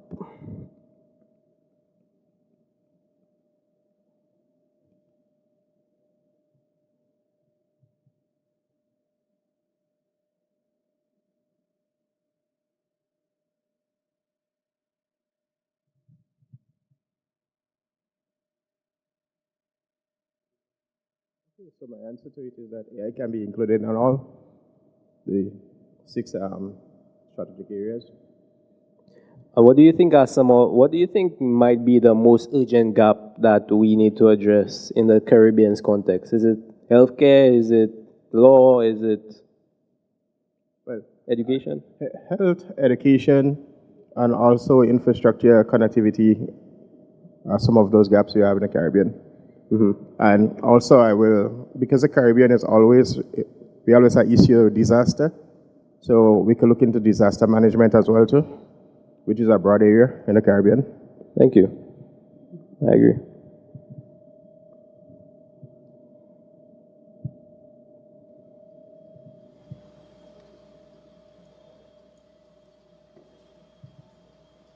And if any, Shani? Yes. I would say legal frameworks, because AI runs on data. but how is that data being acquired? Is it legally acquired with the permission of essentially the owners of that data, especially given the number of data breaches we have currently happening in the region?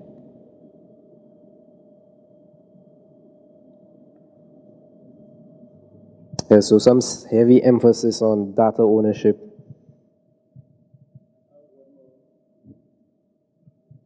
One more issue I'd like to raise here.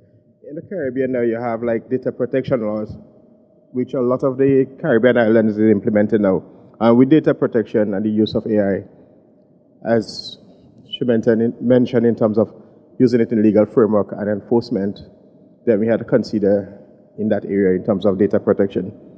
In terms of personal data, how do we protect people and the data? Yeah, I think many of the AI companies today have already, scraped so much of the users' data that's available on the internet. At this point, it's a game to almost play catch up as to like what data have they used and what data have they not used yet to train their models. And I think that's a great point that you raise regarding the protection of our user data when it comes to training these AI models. And I think it also presents itself as an opportunity for Caribbean, maybe not businesses, but institutions to find a way to leverage our data to be used in these models, but also being compensated for their use as well. So great point.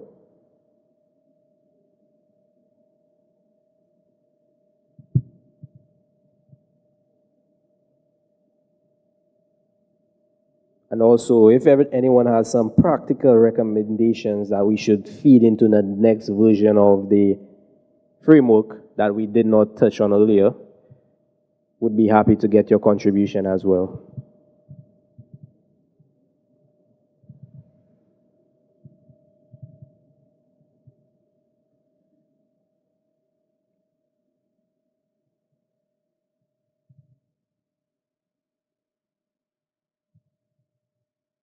Okay. Well, it doesn't seem like there are any more contributions. Anybody over here? No? Yes? Yeah.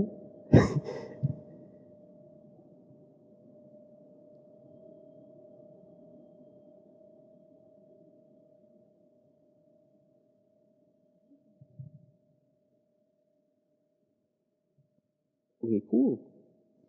Well, I think we kind of wrap up this session. Thank you so much for engaging. Thank you so much for your contributions. It will all be taken into consideration, as we said, in the next version of this framework. So thank you for putting those ideas out there, and we appreciate your contribution to that. And with that, that was the final session of today. Again, thank you for coming. Thank you for participating, and I hope and we hope that you have a great rest of your evening. Thank you.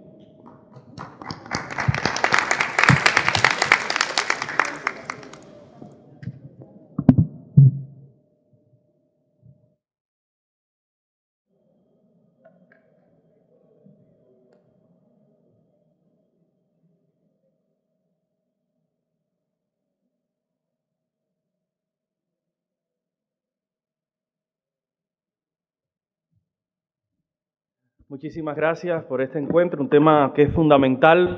Thank you very much for this meeting. I would like to make some announcements for the rest of this day. It is important because today we have a function at 9 p.m. sharp. I say it again, at 9 p.m. at the Cosmopolitan Terrace of the Red Bar in floor 10. They will have music to enjoy Cuban culture. Tomorrow we will resume the session in this room. We'll have panels about digital transformation in Cuba with the important participation of the Cuban delegation. Thank you very much. And at 9 a.m., please, sharp, at 9 a.m., we will meet again. Enjoy the evening.